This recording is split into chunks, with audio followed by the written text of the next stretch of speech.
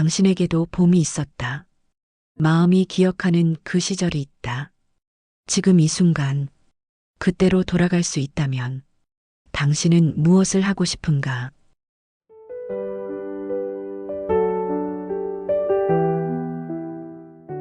나는 벌써 70세가 되었다. 친구들과 웃고 떠들던 그 봄날이 아직도 생생한데 지금은 조용히 혼자 서 있는 한 사람의 할머니가 되었다. 거울을 볼 때마다 놀란다. 언제 이렇게 늙었을까? 하지만 마음만은 여전히 그 시절 그대로다. 요즘 젊은 친구들이 묻는다.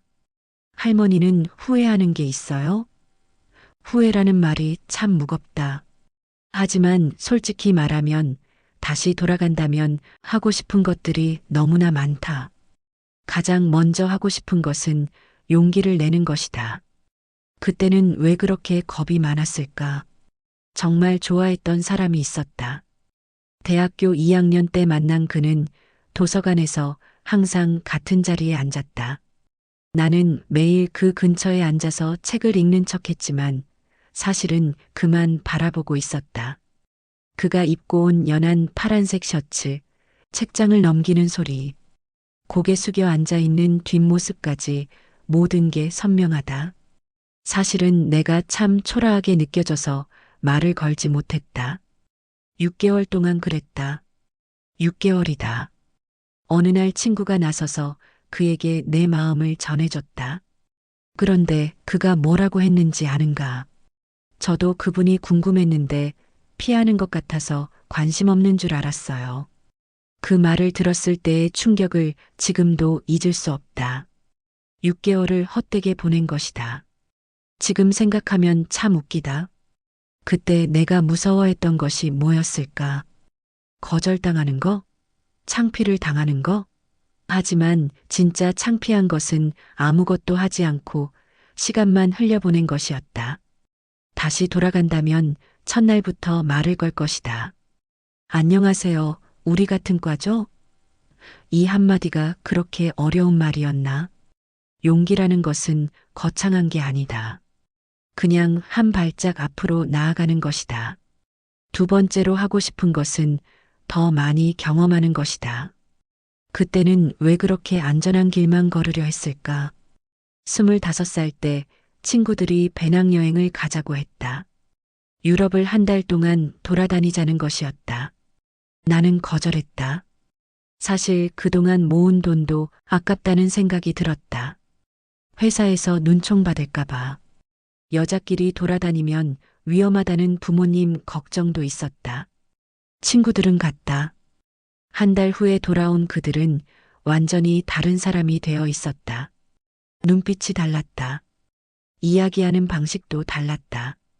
파리에서 만난 화가 할아버지 이야기, 이탈리아 노상 카페에 앉아서 마셨던 커피, 런던 벼룩시장에서 산 빈티지 목걸이. 모든 이야기가 보물 같았다. 나는 부러웠다. 그들이 여행 사진을 보여줄 때마다 가슴 한구석이 시렸다.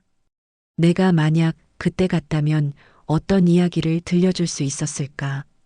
지금도 여행은 할 수 있다. 하지만 25살의 몸으로, 25살의 마음으로 하는 여행과는 다르다. 그때의 설렘, 그때의 호기심, 그때의 무모함으로 세상을 만나고 싶었다. 그랬다면 지금 내 인생은 어떻게 바뀌었을까?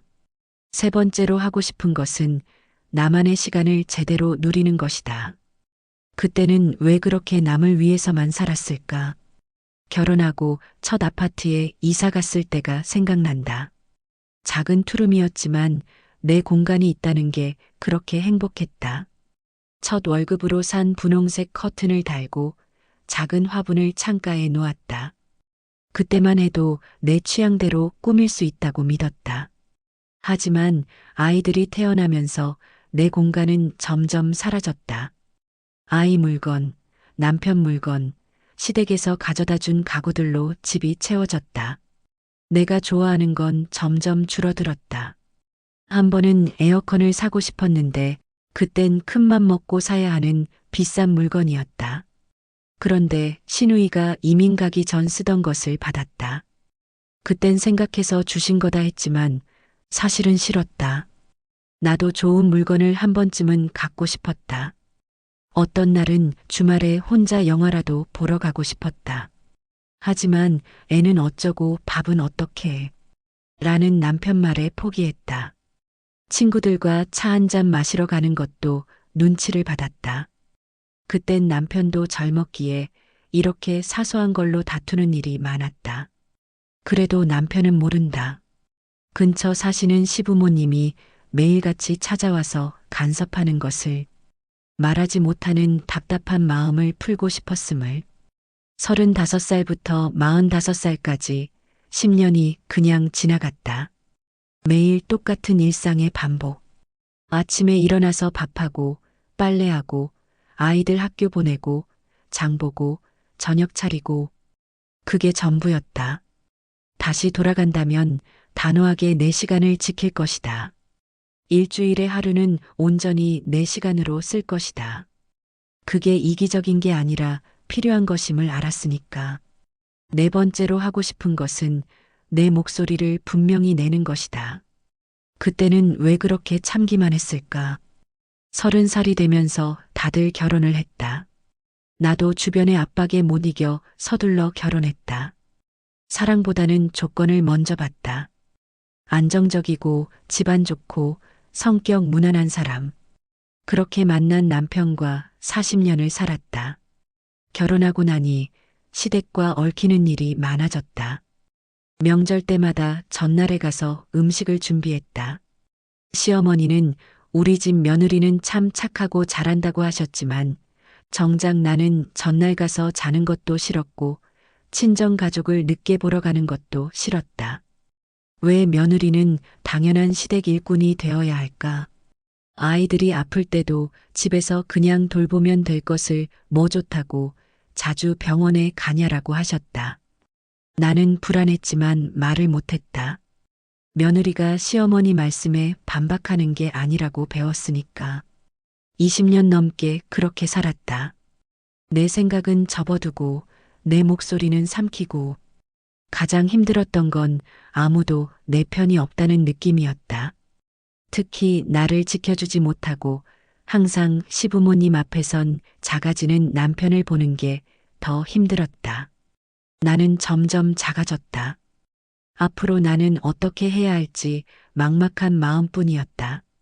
엄마에게 하소연해도 소용없었다. 힘들긴 뭐가 힘들어.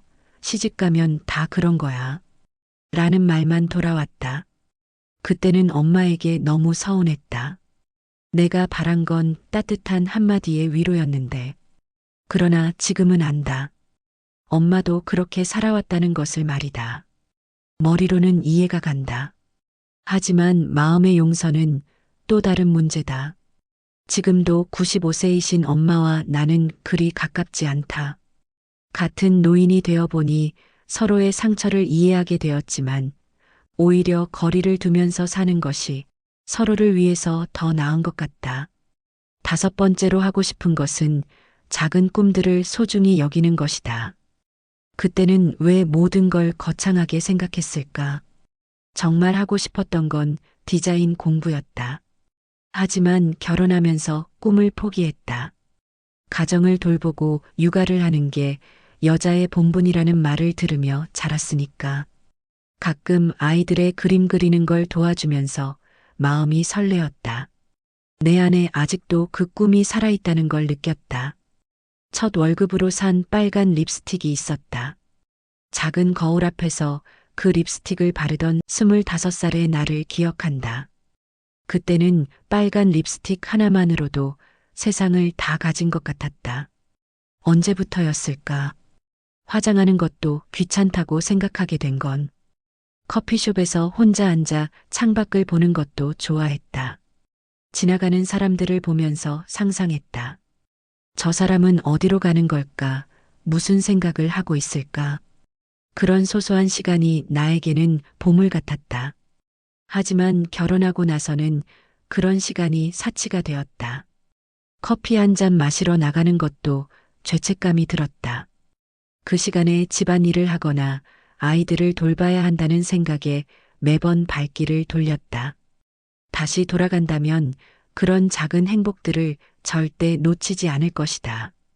빨간 립스틱도 계속 발랐을 것이고 커피숍에서의 시간도 꼭 지켰을 것이다.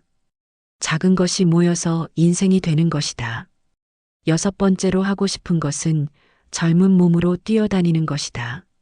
나이 든다는 것이 이렇게 서러운 줄 몰랐다. 40대 후반부터 계단 오르기가 힘들어졌다. 50대가 되니 허리가 아팠다. 60대에는 무릎이 시작됐다. 지금은 걷는 것만으로도 감사한 하루를 산다. 그때는 몸이 아픈 게 뭔지 몰랐다. 밤새 춤을 춰도 하이힐을 신고 하루 종일 걸어도 괜찮았다. 아침에 일어나면 언제나 개운했다. 그런 게 당연한 줄 알았다. 다시 25의 몸으로 돌아간다면 실컷 뛰어다닐 것이다. 하이힐을 신고 밤거리를 걸을 것이다. 새벽까지 친구들과 수다를 떨 것이다. 젊은 몸의 모든 순간을 만끽할 것이다. 하지만 이런 생각을 하면서도 깨닫는다. 그 시절도 좋았지만 지금의 나도 나름대로 아름답다는 것을 말이다. 주름진 손으로도 여전히 따뜻한 손길을 전할 수 있고 느린 걸음으로도 소중한 곳에 갈 수 있다. 하지만 이 모든 이야기를 하면서 가장 중요한 걸 깨달았다. 후회는 과거에 머무르라고 있는 게 아니라는 것이다. 지금도 늦지 않았다. 40이든 50이든 60이든 70이든 봄은 다시 온다. 마음이 결정하면 언제든 새로 시작할 수 있다. 어제 동네에서 80살 할머니를 만났다. 그분은 70살에 대학에 입학하셨다고 한다. 공부하고 싶어서요라고 웃으시며 말씀하셨다. 그 웃음 속에 젊음이 있었다. 나도 남편이 돌아가시고 나서야 처음으로 내 방을 가질 수 있었다. 그때부터 미술학원에 다니기 시작했다. 손이 예전 같지 않았다. 하지만 그래도 좋았다. 뒤늦게라도 내 마음의 소리를 들을 수 있어서 오늘 아침에는 빨간 립스틱을 발랐다. 70년 만에 처음으로 거울 속의 나를 보면서 웃었다.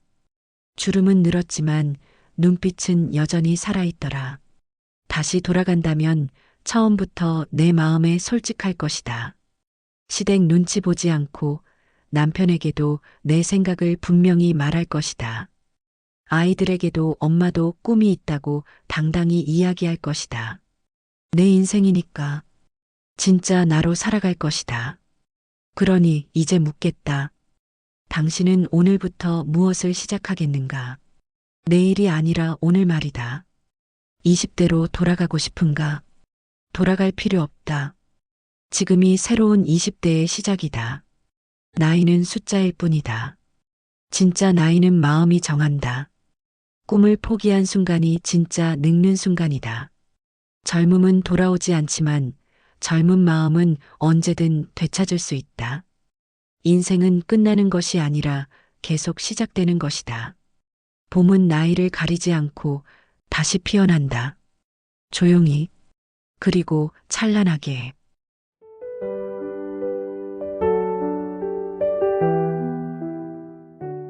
영상이 도움이 되셨다면 좋아요와 구독 부탁드립니다. 감사합니다.